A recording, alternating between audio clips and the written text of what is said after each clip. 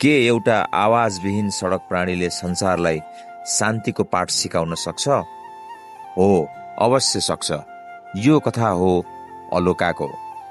भारतमा सडकमा बस्ने अलोकाले बौद्ध भिक्षुहरूको शान्ति मार्च देखेर आफै त्यस यात्राको अभिन्न अङ्ग बन्यो र आवाजविहीनहरूको तर्फबाट संसारलाई एउटा जीवन स्मरणीय सन्देश दियो।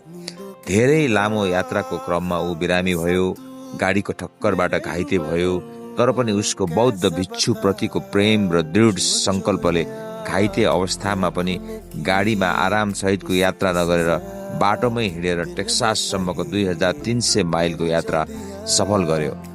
तिम्रो आवाजविहीन शान्तिको यात्राले सबैजनाको मनमा तिमी सडक प्राणीहरू हामी मानव भन्दा धेरै गुणले उत्तम र गुणवान छौ भनेर देखाइदिएको छ।